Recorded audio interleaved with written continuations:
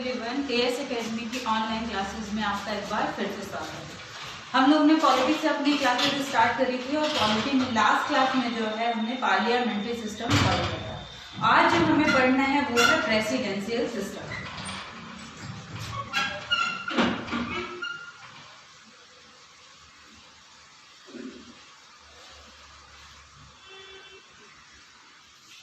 इसका हिंदी मीनिंग है अध्यक्षीय व्यवस्था। अध्यक्षीय या राष्ट्रपति व्यवस्था। अगर मैं आपसे पूछूं कि इसके शब्द से आपके इसकी मीनिंग, इसका अर्थ क्या होता है, उसको डिफाइन कर सकते हैं?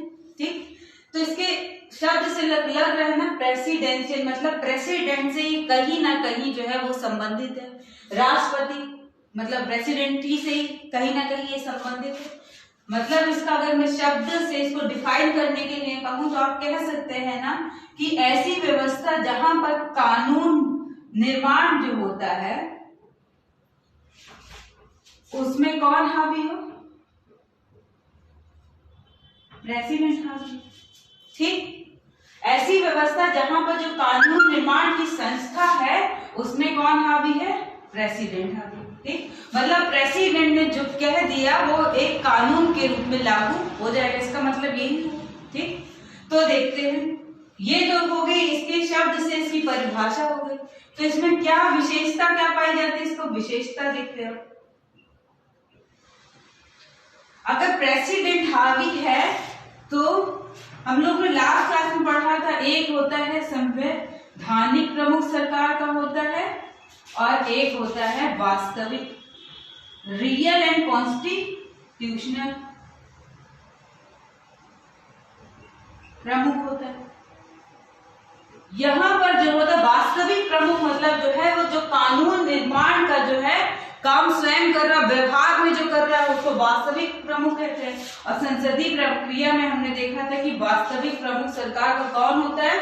जो कानून निर्माण की संस्था में शामिल है वास्तविक प्रमुख, वो पीएम होता है। और संवैधानिक प्रमुख मतलब जिसके नाम से जो है वो सब कुछ कार्य हो रहे हैं वो कौन होता है? यहाँ पर प्रेसिडेंट होता है। समझ गए?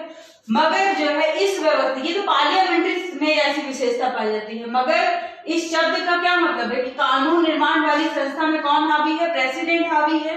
तो इसका मतलब है कि जो सरकार की संवैधानिक प्रमुख है, सरकार का जो संवैधानिक प्रमुख है, जो वास्तविक प्रमुख है, वो दोनों ही क्या होते हैं? प्रेसिडेंट होते हैं। मतलब कि जो भी कानून निर्माण भी प्रेसिडेंट कर रहे हैं और उसी के नाम से ही जो है वो सारे कार्य हो रहे हैं। समझ गए इतनी बात? चलिए, अगर पहली विशेषता इसकी ये हो गई, अगर संवैधानिक प्रमुख भी वही है और वास्तविक प्रमुख भी वही है और वही हावी है, तो आप दूसरी विशेषता देख लीजिए क्या हो सकती है कि बार बार इसके कार्यों को लेकर कहीं हस्तक्षेप ना हो, ऐसी स्थिति जो है वो कहीं उत्पन्न ना हो जाए। तो इस कारण जो है क्या होता है? विधायिका मतलब लेजिस्लेटिव और कार्यपालिका मतलब एग्जीक्यूटिव के मध्य संबंध कैसा यहाँ पर पाया जाता है? जैसा कि आपने पार्लियामेंट्री में देखा था कि इन दोनों विधायिका और कार्यपालिका के मध्य जो है वो संबंध कैसा पाया जाता था? सहयोग का, फ्यूजन ऑफ पावर पाया जाता है। मगर यहाँ पर कैसा संबंध पाया जाएगा कि बार बार प्रेसिडेंट को जो है कोई एक ऑर्गन जो है बार बार उसको उत्तरदायी अपने प्रति ना बनाए। तो ये कैसे हो सकता है? जब कार्यपालिका विधायिका के प्रति उत्तरदायी ना हो। ये कब होगा कि कार्यपालिका और विधायिका के मध्य संबंध जो है वो अलगाव का पाया जाए। ठीक, अलगाव का पाया जाए मतलब कार्यपालिका के जो सदस्य चुने जाते हैं वो अलग चुनाव प्रक्रिया से चुने जाए और जो विधायिका में सदस्य चुने जाते हैं वो अलग प्रक्रिया से चुने जाए। ठीक है, कार्यपालिका के सदस्य विधायिका के सदस्यों से में से ना तभी हो सकता है। इसी कारण यहाँ पर अलगाव का पाया जाता है। मतलब लेजिस्लेटिव की अपनी अलग संस्था है और एग्जीक्यूटिव की अपनी अलग संस्था है। दोनों का चुनाव जो है वो अलग तरीके से होता है, इनका चुनाव अलग होता है और इनका चुनाव भी अलग होता है। एग्जीक्यूटिव का ही अध्यक्ष कौन है? पीएम, सॉरी प्रेसिडेंट है। समझ गए इतनी बार? इसका चुनाव हो गया, तो अलग संबंध पाया जाता है। तीसरा लिख लीजिए, इसका मतलब है यहाँ पर क्या पाया जाता है? सेपरेशन ऑफ पावर का संबंध पाया जाता है। ठीक, ये 3 पॉइंट हो गए। अब अगला देखते हैं।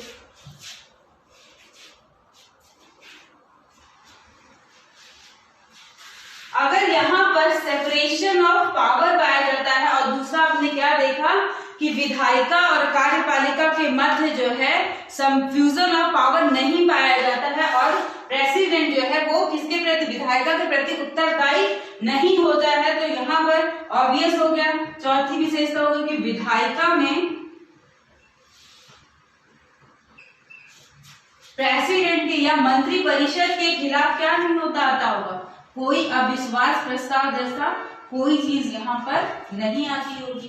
ठीक, कि इसके जरिए जो है वो प्रेसिडेंट को हटा दिया जाए। ठीक, अगली 5वीं देख लीजिए कि इसके हिसाब से अगर कोई अविश्वास प्रस्ताव नहीं आ रहा है और विधायिका के प्रति जो है वो प्रेसिडेंट उत्तरदायी नहीं है, तो प्रेसिडेंट क्या हो सकता है? यहाँ पर तानाशाह हो सकता है। तो तानाशाही, प्रेसिडेंट की तानाशाही से बचाने के लिए यहाँ पर कुछ पाया जाता होगा।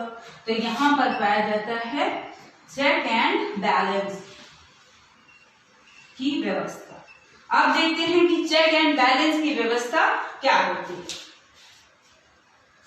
कैसे इसको किया जा सकता है ताकि प्रेसिडेंट तानाशाह न हो पाए। 3 तरीकों से किया जा सकता है। एक तो होती है पार्लियामेंट में ही हो सकता है, संसद के द्वारा ही किया जा सकता है। वो कैसे किया जाता है कि अगर प्रेसिडेंट, मैंने अभी शुरुआत में बताया कि प्रेसिडेंट जो बोल दे वो कानून बन जाता है। ठीक, मगर ऐसा कोई कानून जो प्रेसिडेंट ने तो बोला है, मगर ऐसा कोई कानून जो बहुत महत्वपूर्ण है, ठीक, जैसे कि भारत के और अमेरिका के मध्य जो है परमाणु समझौता हुआ था, तो ऐसे जो सब्जेक्ट बहुत महत्वपूर्ण है तो वो तभी पारित हो सकते हैं जब संसद में उसको कानून के रूप में वो पारित कर दिए जाए। ठीक,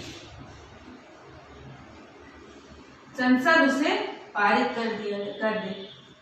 ठीक, केवल वो प्रेसिडेंट के बोल देने से ही कानून नहीं बन जाएंगे, वो तभी कानून बन पाएंगे जब वो संसद से पारित हो पाए। तो चेक एंड बैलेंस ही तो किया प्रेसिडेंट।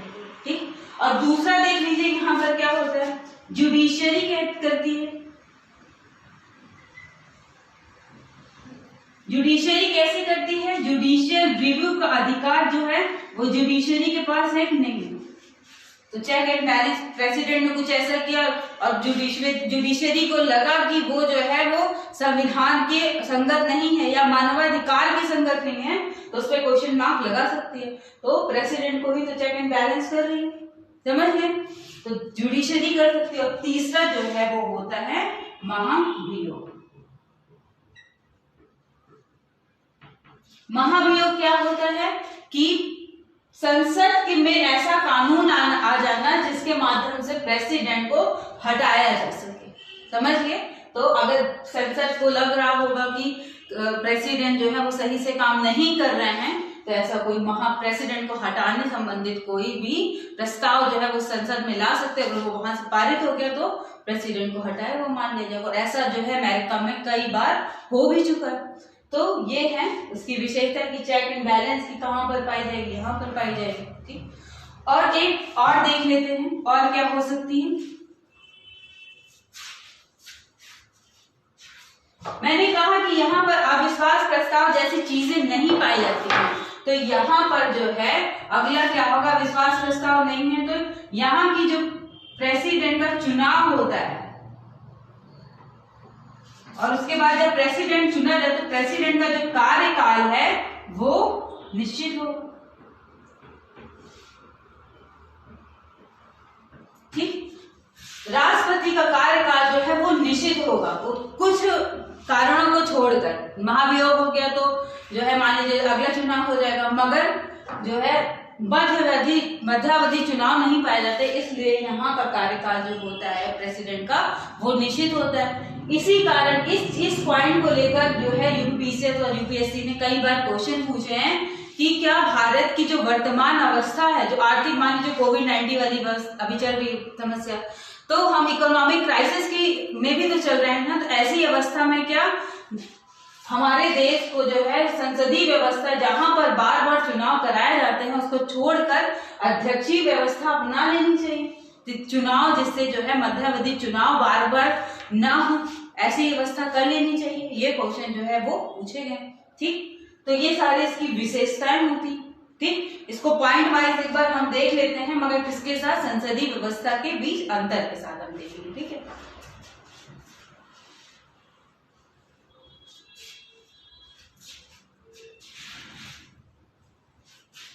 अब अगला देखेंगे कि पार्लियामेंट्री और प्रेसिडेंशियल व्यवस्था के बीच क्या डिफरेंस है। इससे हम प्रेसिडेंशियल के पॉइंट वाइज भी इसका हो जाएगा और दोनों के बीच अंतर भी हो जाएगा। प्रेसिडेंशियल का भी पढ़ा तो पहले वहीं से देखते हैं। इसमें हमने क्या पढ़ा कि कानून बनाने वाली जो संस्था है उस पर हावी कौन होता है, प्रेसिडेंट होता है। ठीक, और यहां पर कौन है, संसद होती है।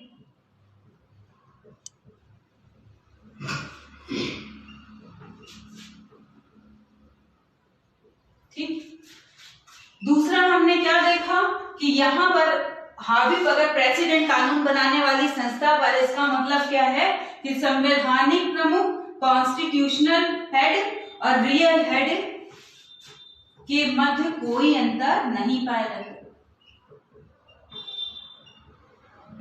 ठीक, और यहाँ पर क्या था, संवैधानिक प्रमुख जो था वो प्रेसिडेंट होता है, मतलब वास्तविक और संवैधानिक प्रमुख के मध्य में अंतर पाया जाता है। ये है आपका प्रेसिडेंट और वास्तविक प्रमुख कौन है, पीएम।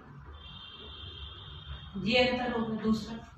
ठीक, तीसरा देखिए, जब हमें ये संवैधानिक और वास्तविक प्रमुख एक ही है ये बात करें, तो उसके बाद ही मैंने कहा था कि प्रेसिडेंट के कार्यों में कोई हस्तक्षेप बार बार न करे, इसलिए यहाँ पर क्या पाया जाता है, सेपरेशन ऑफ पावर पाया जाता है।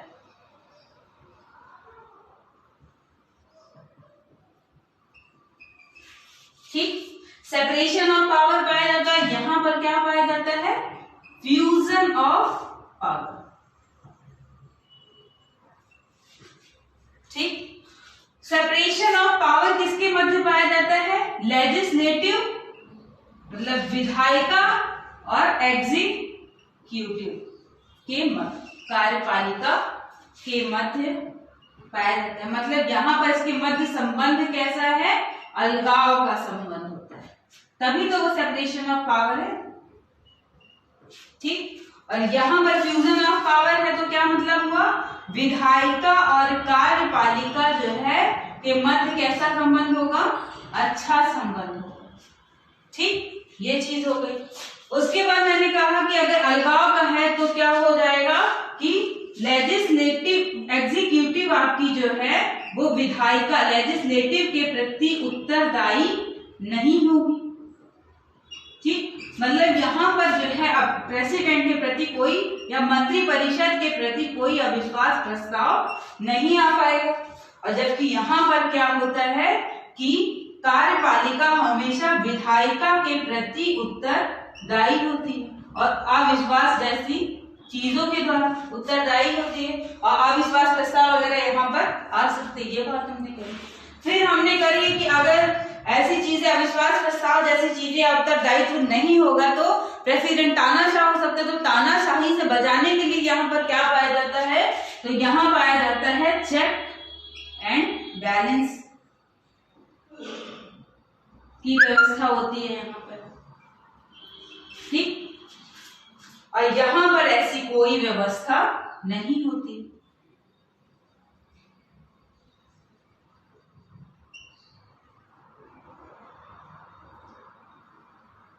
बैलेंस नहीं होता है, कार्यपालिका विधायिका के प्रति उत्तरदायी होती है तो वही चेक बैलेंस कर लेती है। समझ गए, यहाँ पर ऐसी कोई व्यवस्था नहीं है। ये हमने इसके बीच के अंतर को भी देख लिया, और जब भी प्रेसिडेंशियल व्यवस्था हमने सिस्टम जो पढ़ा उसके मुख्य पॉइंट क्या क्या हो सकते हैं, उसकी क्या परिभाषा, उसकी क्या विशेषता हो सकती है, इसको भी हमने देख लिया। ठीक, इसमें एक क्वेश्चन जो बार बार रटने के लिए आप लोग सोच लेते हैं, उसको रटे कैसे, तो उसमें आप ये देख लीजिए, प्रेसिडेंट का चुनाव जो है वो अमेरिका में होता है, यूएसए में होता है, ठीक। तो कभी ये क्वेश्चन आए, मतलब रटिए नहीं उसको समझिए और उसको कोरिलेट करने का प्रयास करिए कि भारत में प्रेसिडेंट का पद होगा, ये बात कहां से ली गई है, ब्रिटेन से ली गई है। मगर प्रेसिडेंट का पद जो है ब्रिटेन की तरह तो हमारे यहाँ भारत में है नहीं कि किसी एक परिवार के ही व्यक्ति को दे दिया जाए, उसका चुनाव होता है ना। तो ये बात सही है कि ब्रिटेन से लिया गया है पद और उसको जो शक्तियां प्राप्त हैं वो कुछ ब्रिटेन के ही जैसे राष्ट्रपति को प्राप्त होती है वैसे ही प्राप्त है। मगर भारत, अंतर दोनों के बीच क्या है कि भारत के प्रेसिडेंट और ब्रिटेन के प्रेसिडेंट के बीच अंतर यह है कि भारत का प्रेसिडेंट का जो है अप्रत्यक्ष इनडायरेक्ट रूप से चुनाव होता है। तो कभी ये बात आए कि प्रेसिडेंट, भारत का जो है प्रेसिडेंट का चुनाव होगा, चुनाव के द्वारा ही उसकी नियुक्ति होगी, ये बात कहां से ली गई है, तो ये ली गई है यूएसए से, कि भारत का प्रेसिडेंट जो है वो चुन कर आएगा, ठीक है, क्योंकि भारत कैसा राष्ट्र है, रिपब्लिक राष्ट्र है, ठीक। तो भारत का प्रेसिडेंट का भी चुनाव होता है। तो ये बात जो है कहां से लिया गया है, यूएसए से लिया गया है। और भारत में भी महाभियोग पाया जाता है राष्ट्रपति के संदर्भ में, तो राष्ट्रपति का जो है महाभियोग कहां से लिया गया होगा, महाभियोग की प्रक्रिया वो भी यूएसए से ली गई, ठीक। ये दो चीज है, ठीक, जो यहाँ से ली गई है, इसको आप नोट डाउन कर लीजिए, आप स्क्रीनशॉट ले लीजिए, फिर आगे बातें करते हैं। चलिए, इसके बाद हम देखेंगे कि भारत के संदर्भ में जो है वो कैसी व्यवस्था पाई जाती है।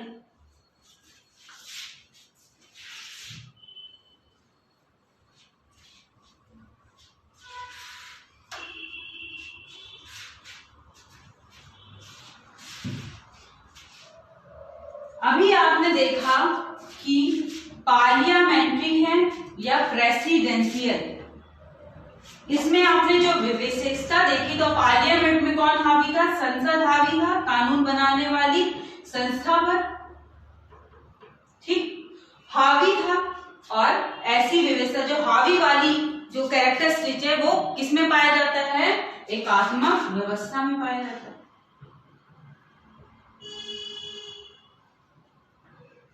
ये वहां का ही विशेषता होती है जो हावी रहने वाली की एक ही हाथ में जो है वो सारी शक्तियां आ जाए, ठीक, वो एकात्मक व्यवस्था में पाई जाती है। तो प्रेसिडेंशियल व्यवस्था उन्हीं राष्ट्रों में देखी गई है जहां पर एकात्मक व्यवस्था है, जैसे कि ब्रिटेन ने जो है अगर पार्लियामेंट्री व्यवस्था अपनाई है तो उसके साथ साथ कौन सी व्यवस्था अपनाई, एकात्मक व्यवस्था अपनाई है कि सारी शक्ति जो है वो एक ही हाथ में आ जाए, ठीक। और प्रेसिडेंट में देख लीजिए, प्रेसिडेंशियल व्यवस्था में यहाँ पर जो है कानून बनाने वाली संस्था पर कौन हावी है, प्रेसिडेंट, ठीक, हावी तो है। मगर इसके साथ साथ यहाँ पर एक और विशेषता प्रेसिडेंशियल में पाई जाती है, वो है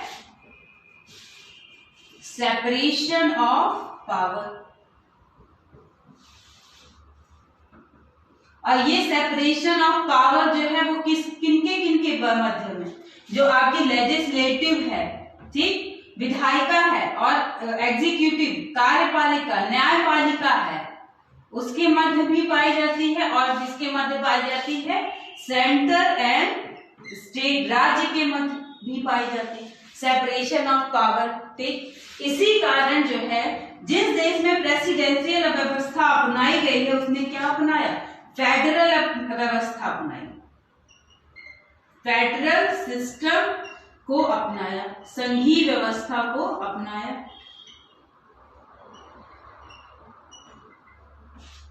ठीक। जैसे आप लोग देख लीजिए यूएसए में कैसी व्यवस्था, प्रेसिडेंशियल के साथ साथ फेडरल, एग्जांपल है इसका यूएसए,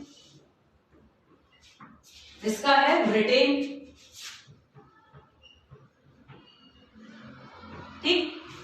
अब देख लीजिए कि भारत के संदर्भ में देख लीजिए भारत ने कैसी व्यवस्था को अपनाया है, यहाँ पर पार्लियामेंट्री और प्लस कैसी अपनाई है, सेमी फेडरल, यही तो अपनाई है ना। मतलब होना चाहिए था पार्लियामेंट्री के साथ साथ कैसी व्यवस्था सूट कर रही है, यूनिटरी, और इसके साथ प्रेसिडेंशियल के साथ जो है फेडरल सूट कर रही है, और हमने क्या कर दिया, दोनों का मिक्सअप कर दिया हुआ, ठीक। तो वो अभी देखते हैं कि इससे क्या समस्या उत्पन्न हो रही।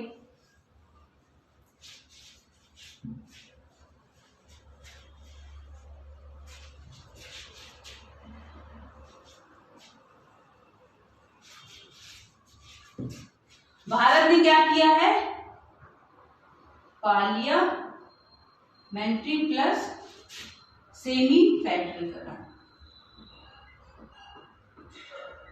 दोनों को करा है, ठीक।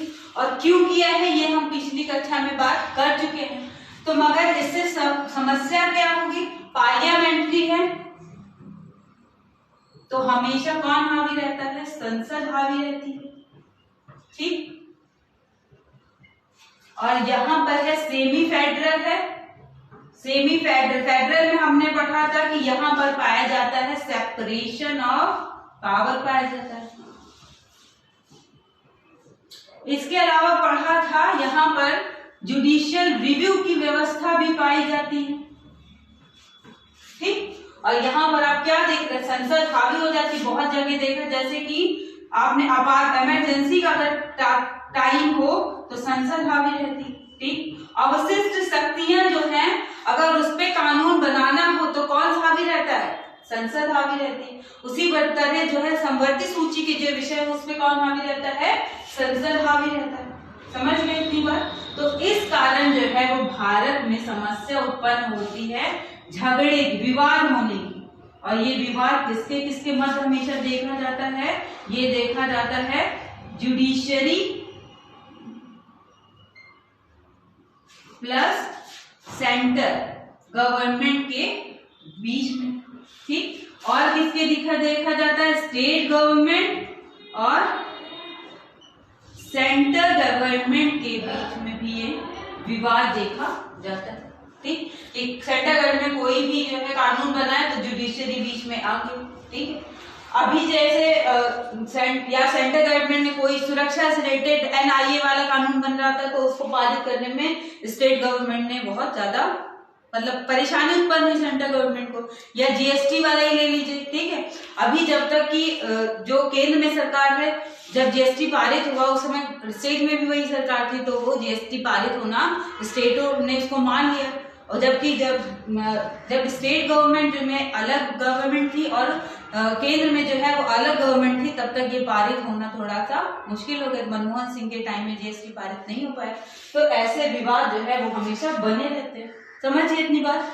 इसके बाद जो है आपको एक काम करना है, मैं एक क्वेश्चन दे रही हूँ, उसको थोड़ा मतलब इनिशियली है मगर मेन से टॉपिक का आ गया तो उसको आप लिखने का प्रयास कीजिएगा, ठीक है।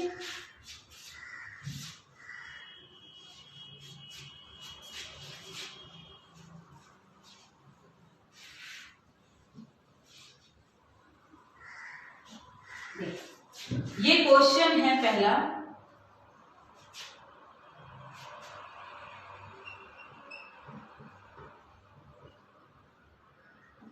क्या भारत की वर्तमान आर्थिक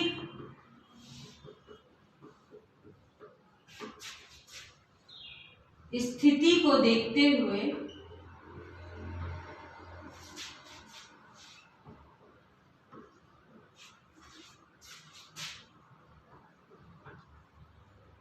भारत को संसदीय से अध्याक्षात्मक व्यवस्था अपना लेनी चाहिए।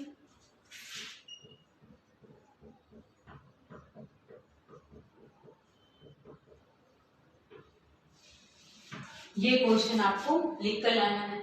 इसके अलावा जो है एक दूसरा क्वेश्चन भी लिखने का प्रयास कीजिएगा, वो है संसदीय व्यवस्था, भारत की संसदीय व्यवस्था क्या संघीय अर्धसंघीय व्यवस्था के साथ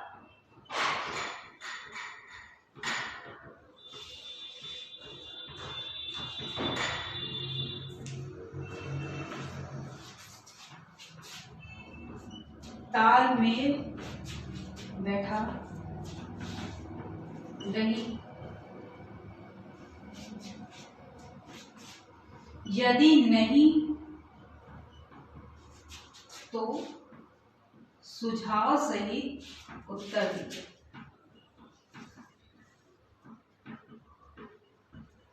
ठीक, ये करना है आपको। ये 2 क्वेश्चन, इसको लिखने का प्रयास कीजिएगा और आप चाहें तो इस नंबर पे व्हाट्सएप भी है और कॉल भी कर सकते हैं, तो उस पर करेगा। ठीक है, आज के लिए इतना ही। अगले क्लास से जो है हम बहुमत पढ़ेंगे कि मेजॉरिटी सिस्टम क्या होता है, और साधारण बहुमत होता है, विशेष बहुमत, तात्कालिक बहुमत, ये सारी बातें हैं, तो वो हम पढ़ेंगे। अगर आपको ये वीडियो पसंद आया हो तो हमारे चैनल को सब्सक्राइब कीजिएगा, इस वीडियो को लाइक और शेयर कीजिएगा अपने दोस्तों के बीच। आज के लिए इतना ही।